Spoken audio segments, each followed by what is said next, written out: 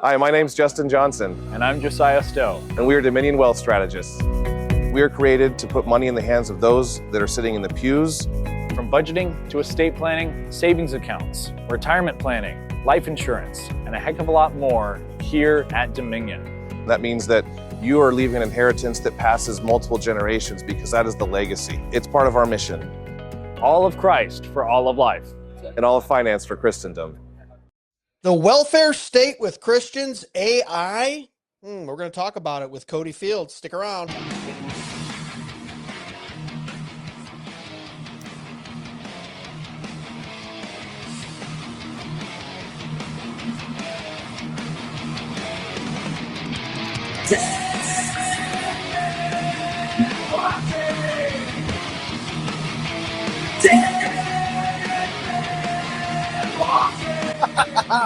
Oh, man. What's going on? Welcome back to another episode of Dead Men Walking Podcast. I'm your host, Greg Moore. Here with Cody Fields. Westminster Effects. What's up, brother? Yeah, what's up? That new intro, I feel the need to pull my shirt over my head and do my Cornholio impression. Dun, dun, dun, dun, dun. You know what's funny is I was like, I gotta get something metal on there. I've always appreciated the metal genre. Probably like not in my top 5, but definitely maybe in my top 5, not in my top 3. But I also said, well, if Cody's coming on, I got to do something a little more punk, morally a little more obligated. Metal. Yeah, I'm morally obligated. Since you are the reigning Reformed Dark Lord of our friend group. I don't know. It's kind of an oxymoron. Yeah, it's true. Well, you also had to make up for the fact that we didn't record at the Fight Laugh Feast conference this year for the first time in 4 years.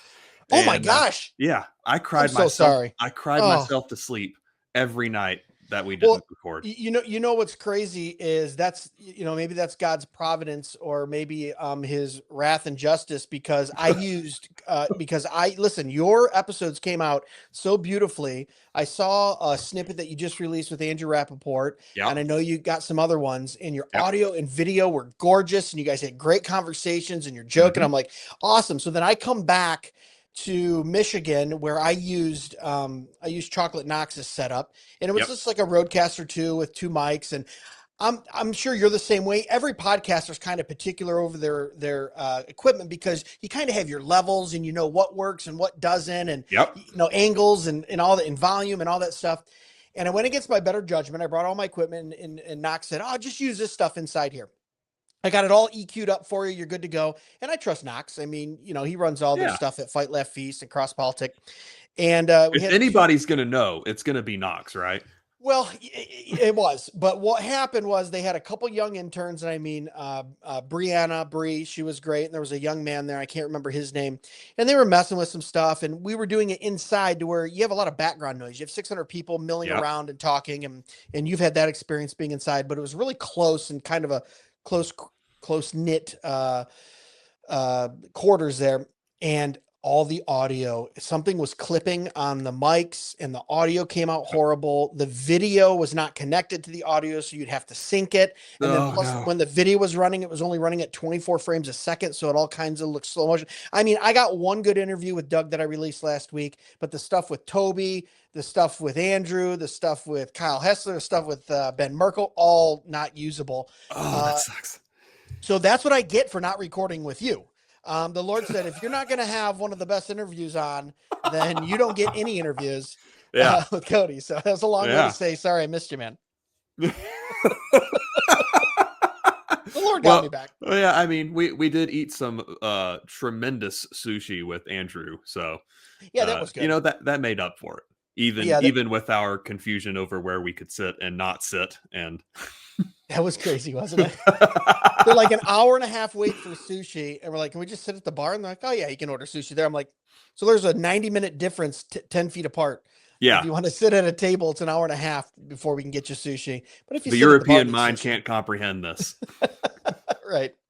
It was good though. Yeah, we had to play musical chairs, but that was a fun one. Fight Laugh Feast. You were down there, obviously. I was down there. We had a good time hanging out. And then we were just talking offline. Before we get into it, too, we're going to be talking about the Christian welfare state. I saw something come up about how everyone's freaking out on the left. And I know a lot of Christians freaking out, maybe progressive and not, maybe some conservative Christians freaking out that the SNAP program could halt.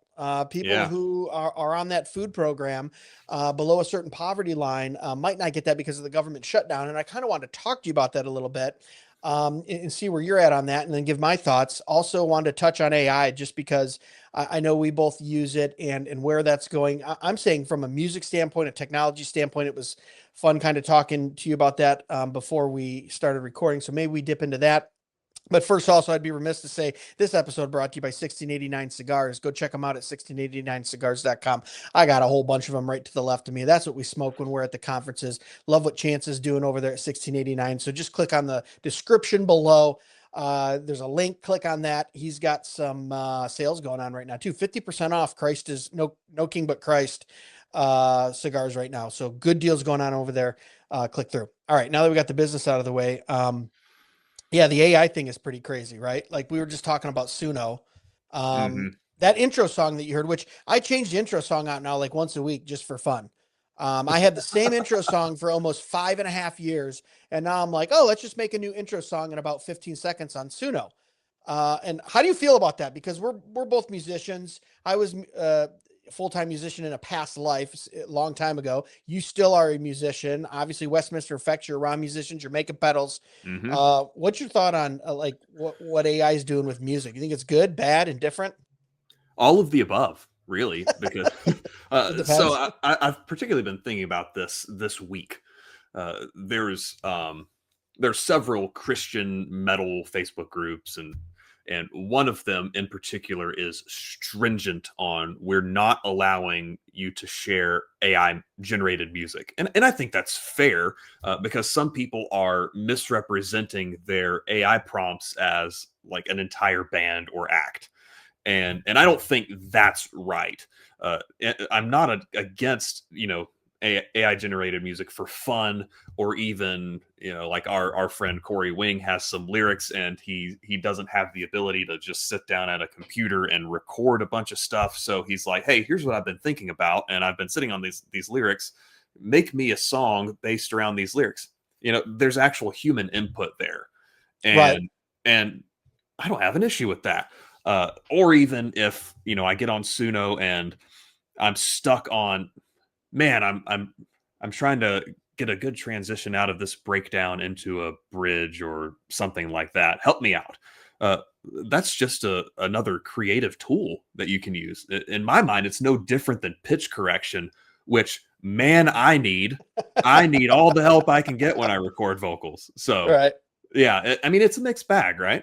What do you think about this? So the line for me, like if people aren't familiar, Suno is an app where you can pay monthly or you can do like a free subscription. And even in the demos, you can literally type, and I think it's up to like a couple hundred characters. Yeah. But you can type in a prompt, something like create a country song about, a guy in his truck and his dog and how he's, lonesome because his girlfriend just broke up with him. Yep. That's all you have to really type. And it'll give you a full 3-minute song. It'll give you snippets of 30 seconds a minute.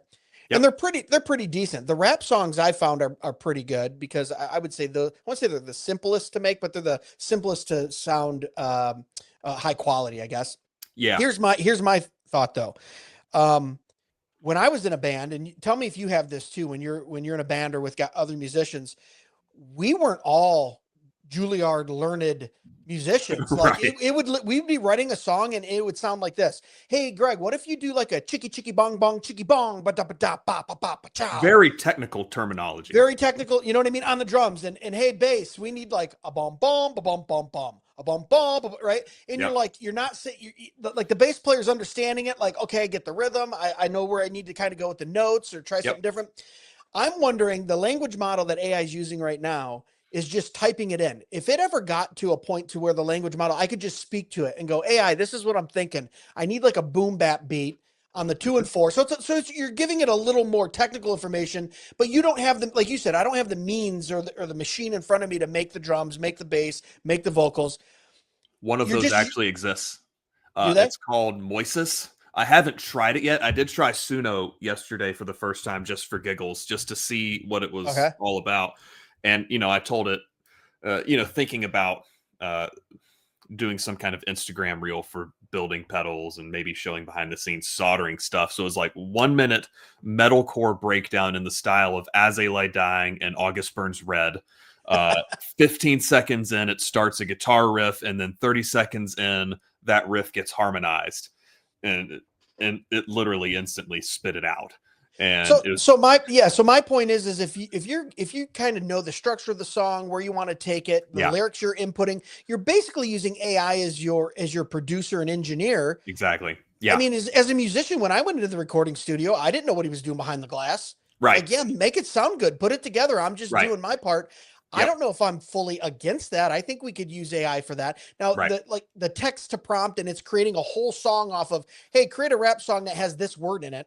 And then I seen those type of songs getting millions of views on Suno, because it's kind of like a social media app too, to where you can post your stuff and people can follow you as an artist. And I'm putting that in air quotes for those watching or listening. Yeah. And you go, well, that seems a little unfair. There's very little input.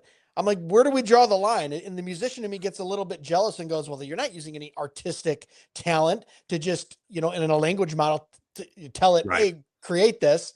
Right. But those that actually, yeah, go ahead. And a lot of ways, they're not using any real artistic talent. All they know is that they like a certain style of music, and that's all about all that they can do. Now, this Moises app, you can, for instance, you input, here's my piano part that I wrote, or here's this guitar part that I wrote. Give me funk style drums, and here's how much creative freedom I want to give the drummer in terms of fills or random crashes, stuff like that. Now fill in the bass. All right, give me a bass line, or any number of different things. That one seems like it could really unlock some creativity for musicians who might not have a band around them, at least yet. Where maybe they can just sit down and plug through some stuff and really write some fun material.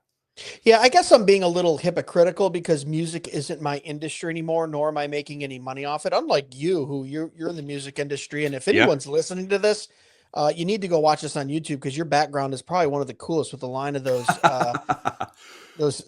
steel horses you got behind you. And then we're going to look at your new pedals here in a minute. Yeah. But I guess I'm going, well, it doesn't really affect me for like any type of streams or revenue or anything. And I'm not really a full-time artist or anything, but it's like the music, the me loving music. I don't care who creates it. I just love listening to new music. Yeah. So then that selfish side of me goes, yeah, start cranking out AI music and see if I like it. It's like, I don't know if I really care where it came from. Right. Right. We're going to have to find this balance, because even within how instruments, like the development of the guitar, originally distortion on electric guitar was considered a bad thing, because they only wanted it to replicate exactly what was being played. Right. They only wanted a pure, clean tone. And then somebody blew a speaker and then decided it sounded cool. Literally, that's how it happened. And is it? Yeah. And as you crank, a lot of people don't realize this, but the nicer guitar amps are still made with vacuum tubes. Yeah. And so as you really turn up the volume and saturate the power tubes, that creates its own natural kind of overdrive and distortion. And so originally it was, no, don't do that at all. Don't ever do that. It has to be clean. And then people were like, but this is fun. Yeah. and that's how you end up with those legendary like Black Sabbath tones, right? With Tommy Iommi. And like that thing was cranked for, what was it, 1969, 1970 was their debut album. And so it went up to 11. Yeah, exactly. Exactly. And now they go up to 12. Yeah. Wow. And so there's always this development, this push and pull. Do we play to a click? Do we not play to a click? Do we have backing tracks? Do we not have backing tracks? And we're just going to have to figure it out as we go. And there are going to be some people who are rigidly against it, and there are going to be some people who abuse it. So it sounds like life. Yeah, right. It seems like it's really just another step in the kind of creative process, right? Yeah. Which you're talking about, like no overdrive or no tone. I saw a video yesterday, and it was what metal would sound like with no effects on the guitars. And it's totally true. It was so funny. bang, bang, bang, bang, it sound like almost like a little like a banjo country song because with that original guitar. Anyway, you got some new pedals though. Go ahead. On that note, real quick. So my own band, we have an in-ear rig. Like we play to a click, and we have some backing tracks because we don't have a keys player anymore and stuff like that. But we used to practice with an electric kit, and so if you just heard us, you hear clanking guitar strings and just like. And that's it. And it just sounded ridiculous. So anyway. Wait, you played with electric drums? Like just to practice. Oh, just to practice. Oh, yeah. Okay. Okay. If you were playing with those live, I was going to have to just cut this interview short. No, that just goes against everything within me. I think the proper term for that is fake and gay. Yeah. Well, you said it, not me. But you got some new pedals out at Westminster Effects. Can you show them off here? And if people are listening, kind of describe it. But if you're watching, he's going to throw these up. These are kind of being revealed new here, just brand new stuff. Obviously, Westminster Effects does pedals and effects for guitar. Oh, I like that. That is gorgeous. So this is the Wycliffe Fuzz version 2. The story behind that is, for those who don't know, John Wycliffe was one of the, I guess, first modern English Bible translators. The King James Bible uses a ton of his work in translation, and he was alive in the 1300s.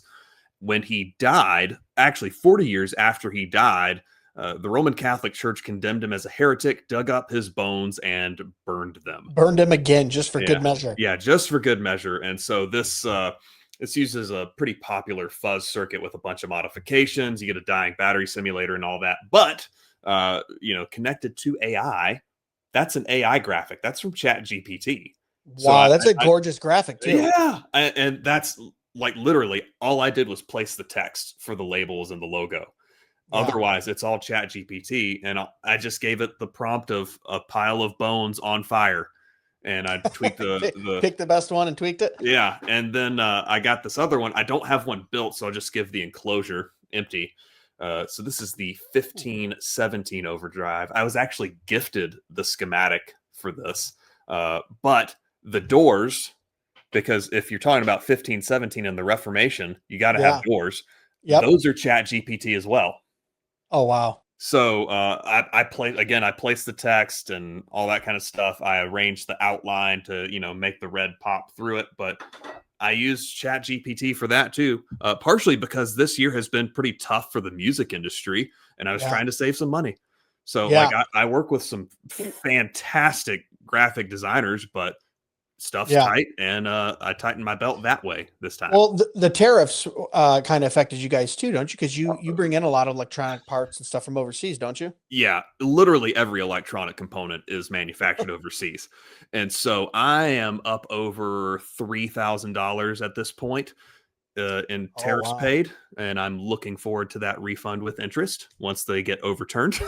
I do know a guy, John Cusack of Cusack Music, and not of I was like, wait a minute, the actor? Not that one, but he's probably up over $100,000 at this point. Wow. So yeah. Wait, jump back for a minute and explain to the listeners, and explain to me really, when you said I got gifted a schematic. What does that mean? Yeah. What is the schematic? I know what a schematic is in like engineering, but what are you talking about when you're talking about like guitar pedals that you produce and make? Yeah. So it's, you have the input, in the input jack, and then it goes to, well, what does it go to? Resistors, capacitors, op amps, diodes, and potentiometers, and all that kind of stuff. What all these things, electronic components that make the guitar sound how it's going to sound when it comes out the other side. And so just pulled off of my shelf, this is the Mezzo Effects Ohm. My friend Justin Tenkate, who is a worship pastor in Michigan, actually, he used to build, and he's just brilliant with schematics. He can literally look at it and say that capacitor will affect these frequencies this way, just by looking at it. And he got too busy, had to quit building pedals, and he gave me particularly this schematic, but a couple others. He said, "Do whatever you want with them." So I did. Wow. So you did. Yeah, so I did. And, so basically, so the schematic is the inside workings of what's making that that guitar sound like that. And are those schematics? Are those patented? Like you own those, right? Like someone, or how does that work? Can someone just like get one of your pedals and then try to? Well, one, it's going to be very unique, right? Because only Right. your pedals are going to create that sound. Two, is there any like back engineering or reverse engineering that you're afraid of, or no? How does that work? Let me grab a couple circuit boards. 1 second. I'll Okay, show you. cool. Yeah. So while he's gone, guys, we'll tell you about 1689 Cigars, sponsored by them. Make sure you go check out 1689cigars.com. 50% off all the No Kings But Christ cigars right now. And he's back. That was fast. Look at that. Nice Yeah. little 20-second commercial, and he's back. Yeah, so it's my workbench is right there. Oh, cool. So the fun thing is schematics aren't protected by copyright law at all. Really? Yeah. You would think they would be. Yeah, exactly. So where is it? This is the miniature backdrop. This is the miniature version of the Ibanez Tube Screamer. Everyone has used one of these, like Stevie Ray Vaughan, Zach Wilde, right? Okay. So yeah. everyone's used one in some capacity. And I'm dropping stuff. But and this is me telling everyone I'm a Baptist, and all of 3 Presbyterians have ever laughed at this. Every guitar pedal builder has some kind of modded Tube Screamer take. Okay. And so the 1689 takes something great and makes it better. But okay. Because the route that this takes through resistors, capacitors, op amps can't be copyrighted or trademarked. If you combine that with the layout, then you can protect it.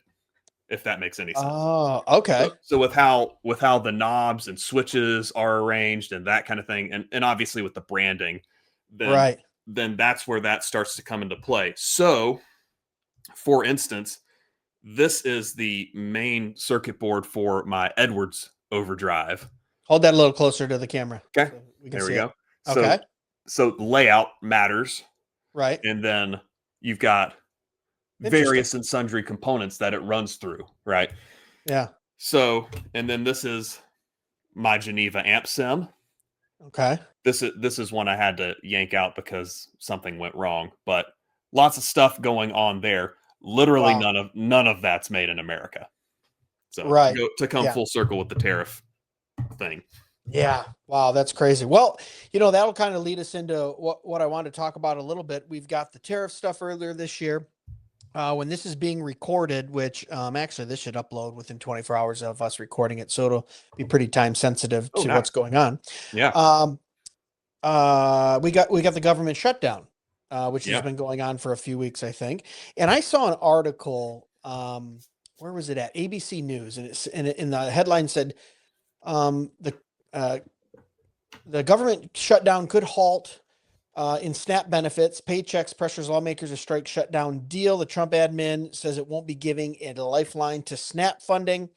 And, critical food assistance, as they call it, program will soon come to a halt for everyone using it because of the government shutdown. So part of the government shutting down is the government that, the functioning parts of the government don't function anymore. There's no money there. Well, there is money there, but there's no mandate for the money to be spent to continue some of these programs.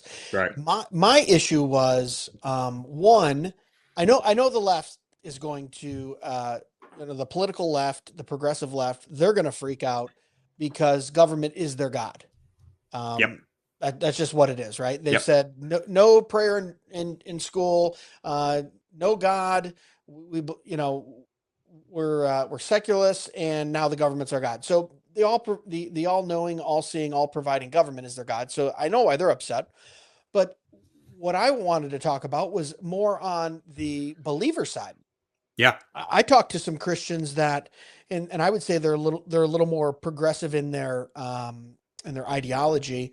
And then even some conservative Christians that I know have really fallen into the trap of, well, it is charitable. It is loving to provide these people who can't even feed themselves sustenance and food. What could be more Jesus and Christ loving and biblical than that. And Mhm. they're upset that these SNAP benefits are going away. And I just kind of scratch my head because I grew up in a generation where we grew up pretty poor. I grew up in a 55-foot trailer. My dad owned his own business, was really Mhm. trying to get it off the ground for most of my childhood.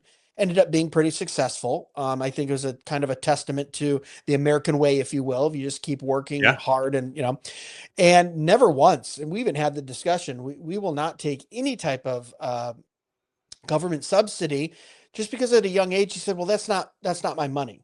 That's someone Right. else's money that was taken from them. And I see it as a form of kind of stealing. And as a young kid, I didn't really understand it, but he would just say, if we need any type of assistance, we go to friends, family, and the church. And Yep. that's who supports us. And I think maybe once or twice they did help with that. And we had when I was very young, I remember for a while we would find money in an envelope in our mailbox anonymously for, 6, 7 months in a row. They just knew we Mhm. were struggling financially, and it was from the church, but even then they wanted it to be anonymous. It was Yeah. this weird thing like, don't let, left and right hand know what they're doing. And, Yep. but now tell me what you think about this, but I feel like we are in I gotta stop saying, I don't like that saying, but I use it all the time. I Welcome to the know Dead Men Walking podcast, where we discuss Greg's feelings. my feelings, because my feelings rule me and I don't do anything logical. Oh no, there goes all my listenership. So we're in an era now where Bible believing conservative Christians have bought into the notion that it is okay to not only be on government assistance, but promote it to other people because it is the God fearing and right thing to do. And to me, it blows my mind that we're kind of in this. I mean, especially the younger, I'm talking like under 30s that I talk to.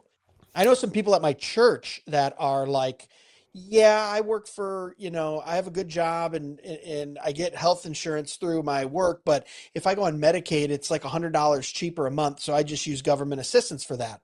Mhm.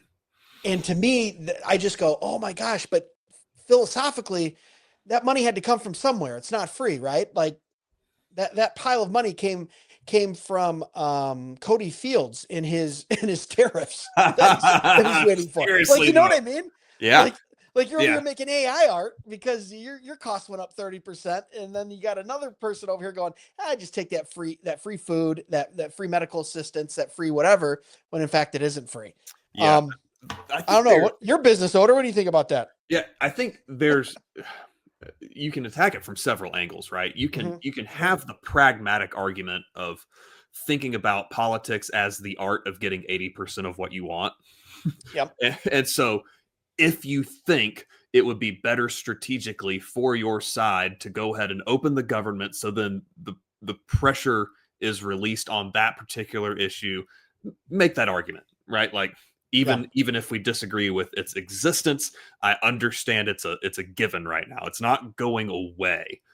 But in terms of, I think, the conservative Christian biblical perspective, it's not the government's job to be feeding people.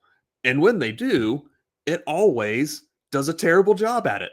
Yeah. even, Very even inefficient. even to the point of telling churches and charities, hey, you can't feed people here, like in certain parks and stuff like that, because of their own regulations.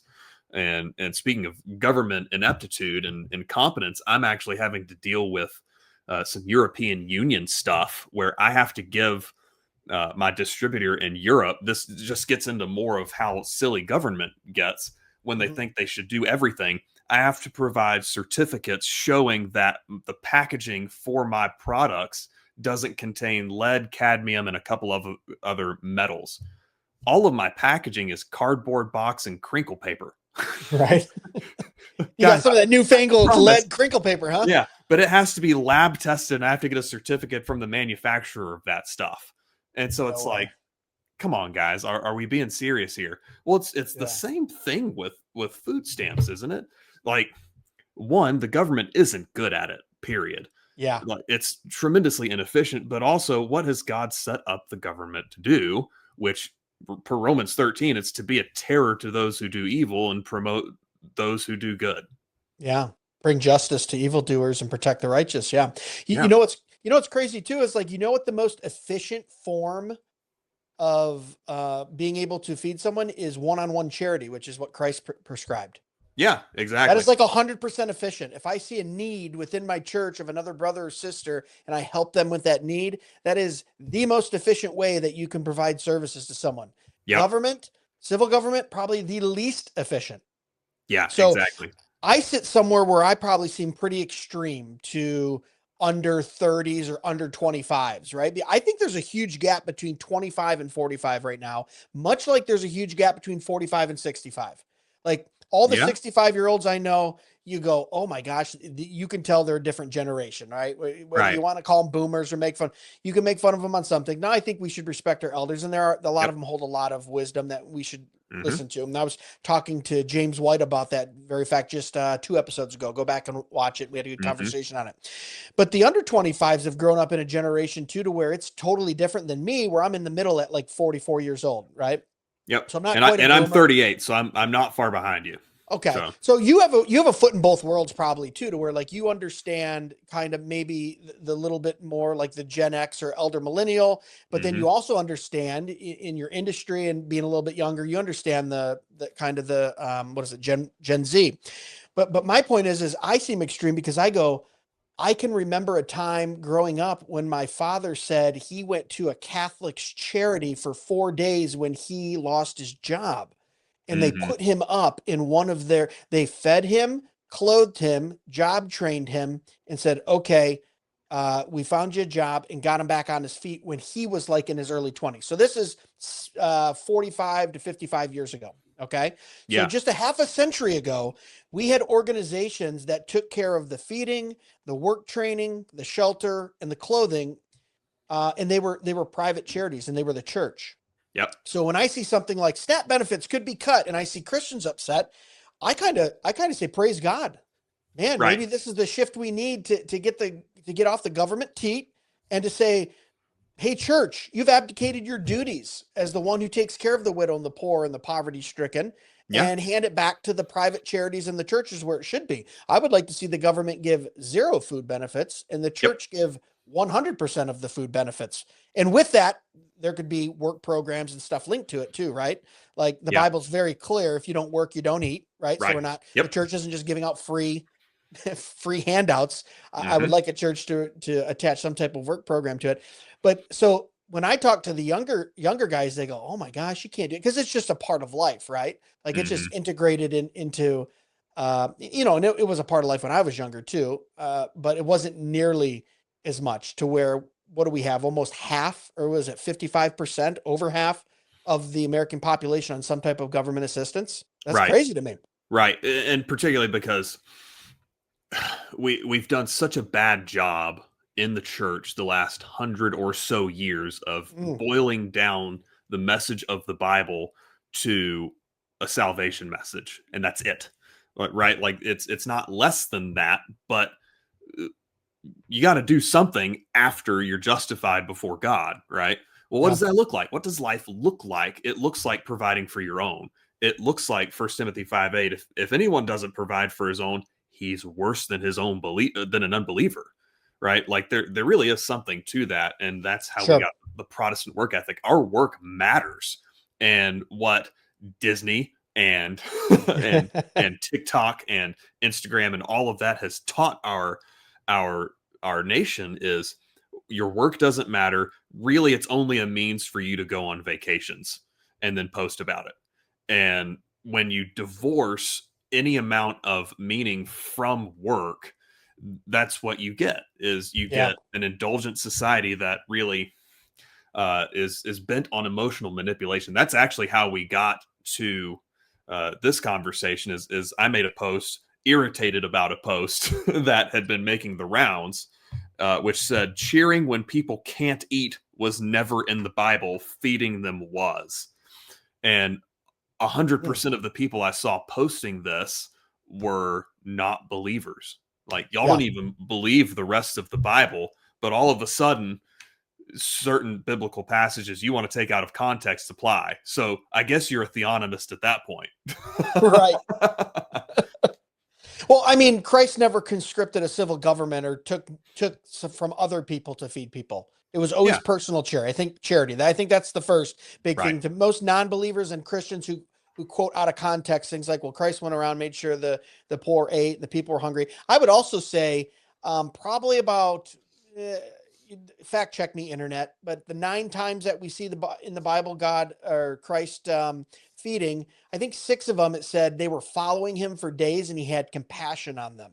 So there was like some part of, I'm not saying like they had to earn their food, but it was like they were showing some type of like interest or faith in what Christ was saying. And they were like, we're going to just sit with him for days and listen to him because we recognize his authority. And then God said, he said, I had compassion on him and provided them food. But anytime he's talking to someone else, it's always personal charity, which, like I said, if you're a limited government fiscal conservative, even if you're not a Christian, you should love Christ for that, because there's nothing more efficient, like I said, than personal charity.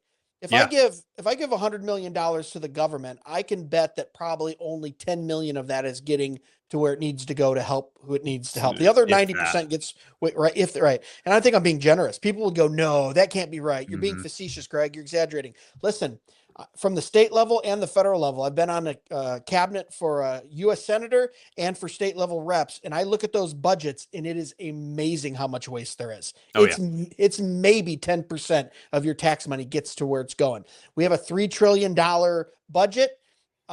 Maybe you're running the government truly off of $500 million a year. The rest of it's just waste. It could be cut, right? Yeah. So it's this crazy thing. But what were you going to say? Something? I'm sorry. Well, back to the Jesus feeding people. There were also times when he said, "You know what? I'm not feeding you because all you're here for is another meal." Oh, interesting. Yeah. Where people are following him, it's like you just want to eat again. That's all you're in for. And so there is apparently a time to say, you know what? You've abused my charity, and I'm cutting it off. Like that is an appropriate thing to do. And within our federal system, particularly in the federal system right now, that's a non-starter. Is if somebody shows up, basically you have to do something for them, regardless of, how much of a deadbeat, or even if they're actually putting in effort. Yeah. I'm wondering if it's flipped too. When I was younger, tell me what you think of this. When I was younger, it was almost embarrassing if you had to be on some type of assistance, because back when I was a kid, earlier I laughed to myself because you called them food stamps. They haven't been stamps in 50 years, but that's what I called them. Right now it's EBT or SNAP, right? They've got these nice little acronyms, and it's on a debit card that looks like every other card in your wallet. So they've taken away some of the embarrassment or shame that was associated with assistance. And back in the day, if a guy was hard up on his luck, but he went to the local carpenters union or the painter or a tradesman and said, I'm hard up on my luck, I want to learn a craft. Do you think you could take me under your wing and teach me how to be a mason or teach me, right? That was seen, the assistance was seen as kind of shameful. And that was seen as something like, well, at least he's trying to make something of himself. Right. Where now it's flipped. I talk to believers, to people I believe that are Christians, and they go, they seem embarrassed to go ask like the older guy in church for a job, but will gladly go. And there's no shame in going, oh, let's sign up. I get $587 in SNAP. I can reduce my insurance costs by $300 a month. I can get rent assistance. Cool. We got 4 kids now because, hey, we're growing the kingdom for God because we have babies all the time. But, no, seriously. Yeah. I know you're laughing, but I know. It's this weird thing where like the theology of family can be preached, but then like the actual real world of like, how do I take care of those kids and support them is not being preached. You can see that in churches and families sometimes. And it's like, okay, cool, man. I'm getting like $2,200 a month in some type of added benefit. And that's okay. But hey, I need to learn a trade that will actually support my family. Hey, Mr. 65-year-old guy who owns a landscaping business, do you think you could show me your ways, or could I come on as a partner, or could I learn underneath you? And probably have to, suffer through low pay for 5 or 6 years until I get my own thing going. That seems like, oh, well, that's kind of shameful and I'm embarrassed. It was switched when I was younger. I wish there was more young guys out there that were like, no, I don't want to lean on a secular government to provide for my family. I'm going to try to figure out a way through the providence of God and through his grace and through his mercy and how much he loves me, he provides for me just like he provides for the sparrows. I'm going to go work for it. Yep. Have you, are you kind of tracking with that, or do you see something different? Oh yeah, absolutely. And when I graduated college and a couple years afterward, I would have qualified absolutely, because I graduated in 2009, which, as everybody knows, was a fantastic time to graduate from college, especially with a journalism degree, when all of the major newspapers figured out they weren't making money anymore. And That was right about the time, dude. 2009 and 10, like all newspapers just went away. You're yeah, like, dang it. they're like, oh, I guess we're done now. Because everybody was going online and you couldn't make any money online because advertising hadn't kicked in and all that kind of stuff. Yeah. And so, like, I was working jobs at the mall. That's actually how I met my wife, was I was working at Hot Topic. You know, you talk about me being the reformed Dark Lord, which is hilarious. It's true. So, but, you know, whether it was that or, you know, slinging sandwiches or whatever, I totally would have qualified for that. And I never took it. Because I had the same mentality as, I'm not going to take money from other people for this. And I had friends who participated in various and sundry government programs, and I gave them crap for it. I was like, I'm paying for that for you. You're welcome. Let me ask you something. How was that instilled in you from your parents? Was that just something you just felt naturally? Was that something after you became saved, you looked into it and said that? Or like at that age, why'd you have that type of thought? I'm always interested to know that. Yeah, it was probably a blend of things. I don't recall my parents ever saying anything like that. Like, I also grew up in a single wide, and part of that was because I went to private Christian middle school and high school, and so there were sacrifices made where that would have been a mortgage payment every month for 7 years. That, you know, no, we're going to pay for your education so you don't have to go to the government school. And so I at least saw that. And then I was, you know, a nerd, which everybody knows already, but even to the point where I was a Rush 24/7 subscriber in high school. So, oh, wow. And I had a couple of Rush Limbaugh ties. And so, like, I was conservative all the way through. Like, I didn't want anything to do with the government if I could. You're like an Alex P. Keaton with tattoos. Yeah. That's fantastic. That's fantastic. Okay, yeah, so that's the funny part, is everybody looks at me and thinks I'm like a raging communist, and it's like, no, I promise I'm more conservative than anyone you've ever met. I kind of like it. It like throws them off, you know? Yeah, exactly. But yeah. So maybe, I don't know. I try to have some, you know, as I get older too, like I've been out of my cage stage for quite a while, but boy, was it a long one, and it was harsh because I'm just a pretty black or white person. You know, and it's like, no, this is right, this is wrong. But as you get a little older, you start to soften up a little bit, and you realize too, yes, most of the time when I have a young Christian couple that has decided to take assistance, and then I still see them on vacations and buying a camper and doing these other things because they can afford it now, because they've freed up $1,500 a month in food and medical bills. And you say, okay, in the heart there's a little bit of like selfishness going on there, because you can still keep up with the Joneses and have nice things, right? Sure. I know in my 20s, I could have been on assistance in the very beginning when we first got married, just because I'd quit my job that had full health insurance and started my own company, and I didn't have any health insurance. You know what I mean? I was paying for out of pocket for the kid's first birth and all that. But then I also have a little bit of grace, because I go, but the churches have left most of these young kids high and dry, both on actual physical assistance and then like training and developing.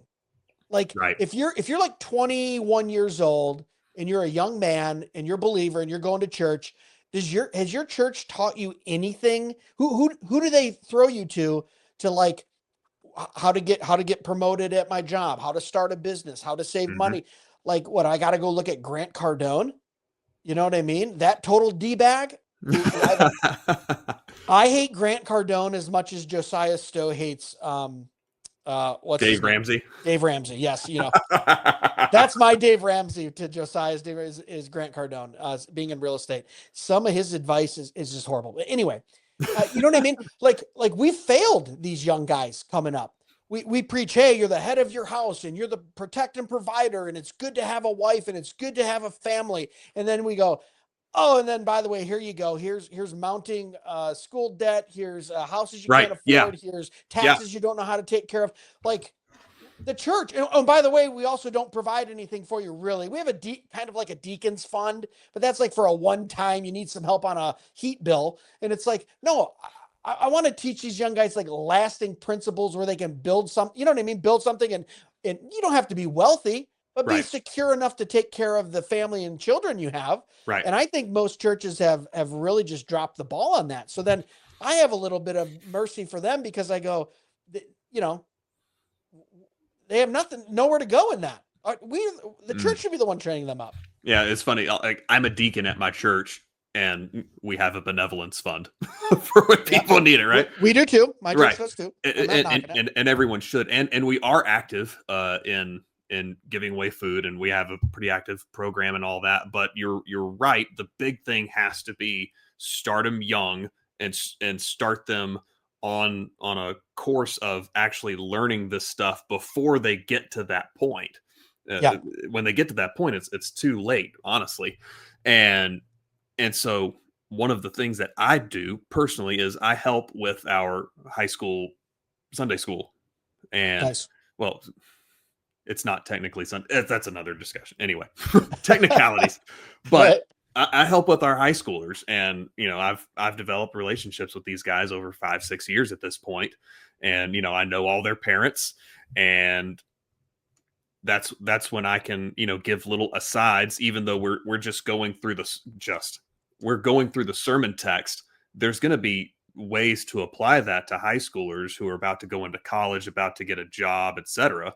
That is going to be different from my pastor preaching that to the congregation in the typical Lord's Day sermon, right? Oh, 100%. And probably just as much needed for that.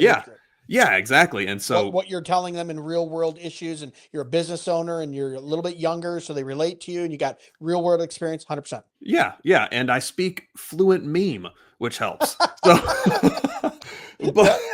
but when, I can look them in the eye and say, yeah, I tried these things. This didn't work.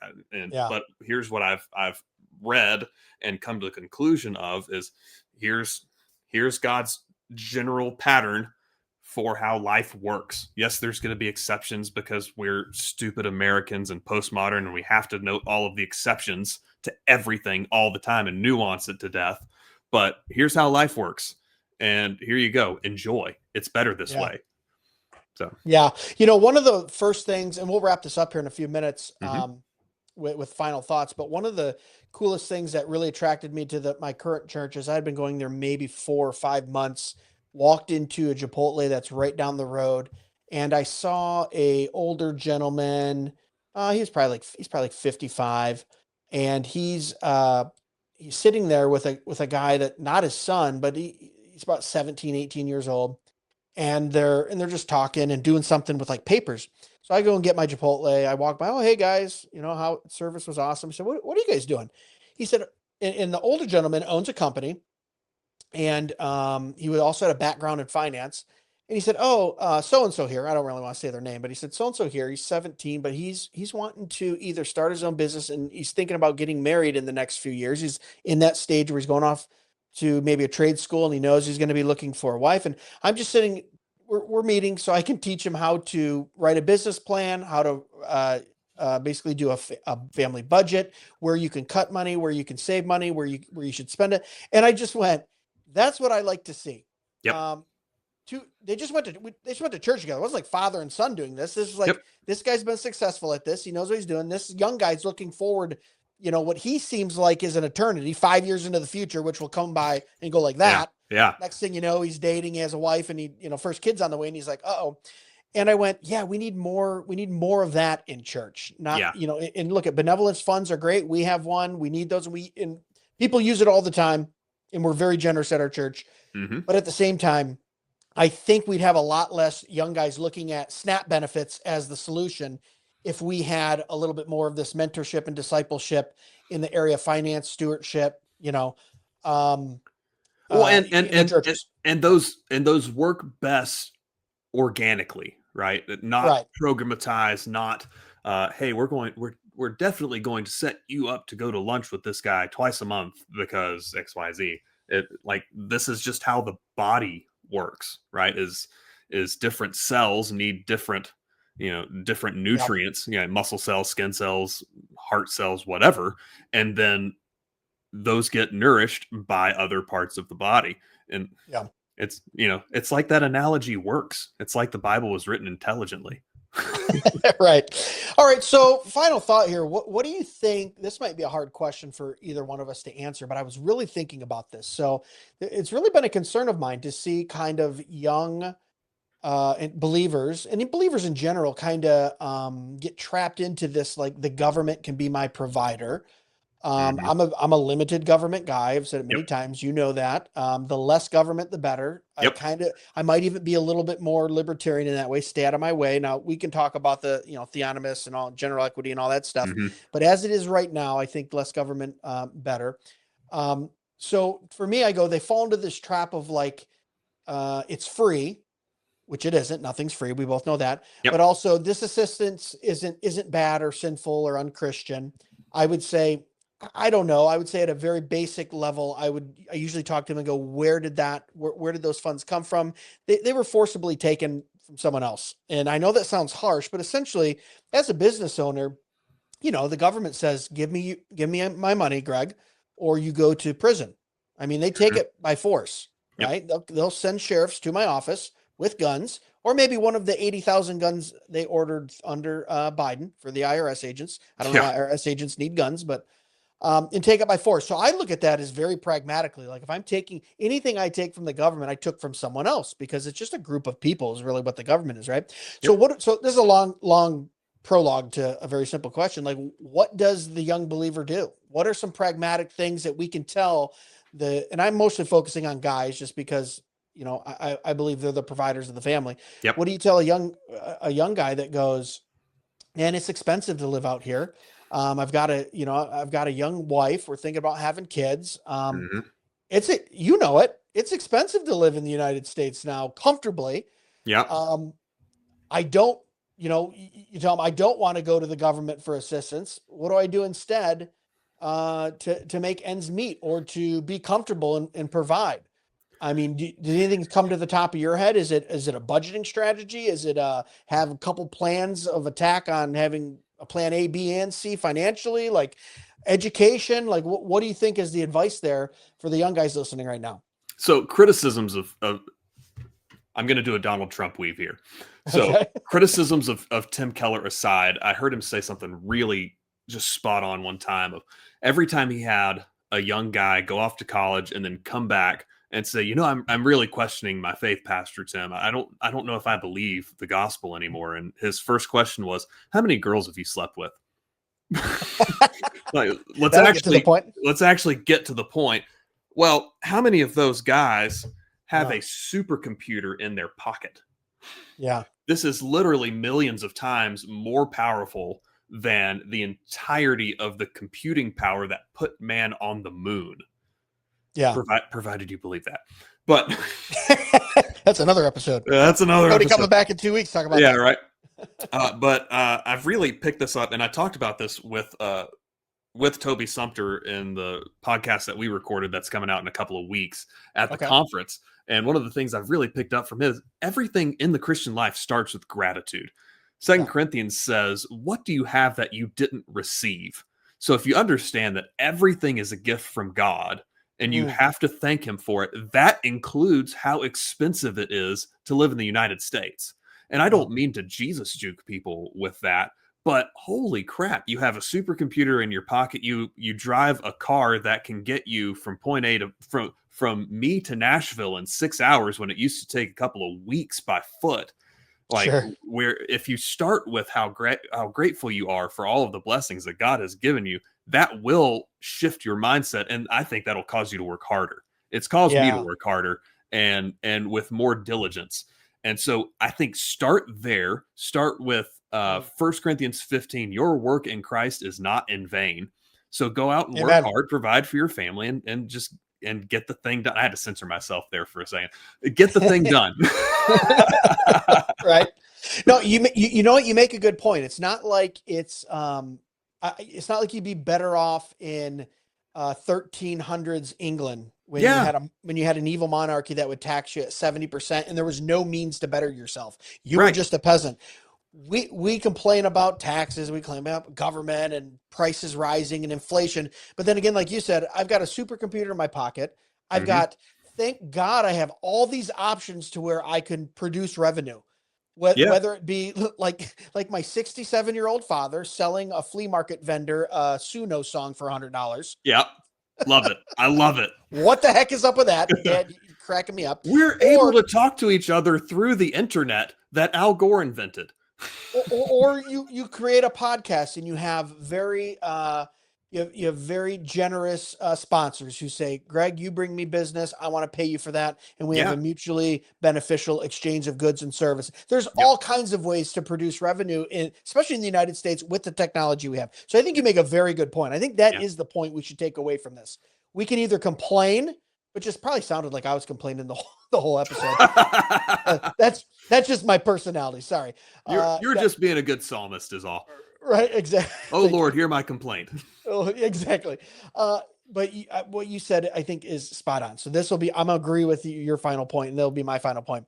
I think it's the way you view it, right? The gratitude that God has given us everything. We have all these things that we can wake up every morning and go, boy, could be a little tough to provide this month for the family. Things are getting a little more expensive, but oh my Lord, I've got options of all technology, all these things that I could do and use the talents that the Lord has given me to provide. And I think that coupled with having I'm not going to put it all on the young guys, the older guys, right? I would say, 40 and plus. In the 30s, by the end of your 30s, you should pretty much have that cement kind of settled, and you know who you are, and you're in a business probably for a while if you own it or if you're running it. And then those guys should be able to recognize and go to those younger guys and go, hey, come here, let me tell you something that I did once, or, a mistake I made, or have you ever tried doing this? Or I've noticed you're really good at this. Have you ever thought about doing that? Right? Like that's kind of our responsibility. I'm not looping you in there in the 40 plus. I know you're 38. Enjoy those I'm knocking on the door, man. Years. I'm pretty sure I've got more gray than you anyway. So, but you know what I'm saying? Like it's our job to then recognize that in the next generation and go, we need to bring them along as well too. So I don't want to sound like I was just harsh on the young guys this whole episode. I think we have were just harsh on the young guys. I'm just kidding. Yeah. Oh man. But Cody, thanks so much for stopping by, man. Shout out what you got going on. Obviously we're going to link up everything below, guys. Make sure you click through on Westminster Effects, but what episode you got coming out? Tell them where to go, where to listen, where to buy, all that stuff real quick for us. Yeah. WestminsterEffects.com to buy stuff for your guitar. Go get your pedals. And I'm working on a couple other things behind the scenes that'll hopefully hit pretty soon. Top also, secret. Follow me on the socials, YouTube, Instagram, TikTok, if you hate yourself. I just post there and run away, honestly. Facebook, all Westminster Effects. You can find me personally on X at Cody Fields 864. And I think that's about it. Love it, dude. And so sorry we did not get to talk at Fight Laugh Feast. We broke our streak. This was within 14 days, so I'm going to count this. Yeah. That's what I do as a salesman. I'm a rationalizer. I know how to live in the gray sometimes. So I'm here we're going for to count that as 4 years in a row. But thanks so much for being on, man. And looking forward to some of the episodes you're releasing from that. I know the first one with Andrew is awesome. So I can only imagine the one with Toby is going to be great too. Oh yeah, absolutely. Thanks for having me on, Greg. Awesome, guys. Thanks so much for listening to another episode of Dead Men Walking Podcast. As always, you can find out more about us at dmwpodcast.com. Feel free to send us a message, constructive criticism, give us ideas, even guest ideas. We like that. Tell a friend. It helps us grow. We appreciate that. Support the sponsors on that page. That allows us to go to conferences, give you coverage of those things. The guys like 1689 Cigars and Dominion Wealth Strategists and all these great guys, Jacob Supply and K&K Furnishings, and they're all awesome guys. They help us. We want to help them. So make sure we're supporting those brothers in the Lord. But most importantly, remember the chief end of man is to glorify God and enjoy him forever. God bless. Be sure to check us out at dmwpodcast.com, where you can purchase the best and snarkiest merch on the internet, support the show, and leave us a review or message. Dead Men Walking can be found on Facebook, Instagram, and YouTube at Dead Men Walking Podcast, and on Twitter X at Real DMW Podcast. The Dead Men Walking Podcast is part of the Fight Laugh Feast Network. For exclusive show content, be sure to download the PubTV app and become a member. If you're a business that needs to reach hundreds of thousands of potential customers in your demographic, podcast advertising might be for you. Send all inquiries to deadmenwalkingpodcast@gmail.com. None your biscuits.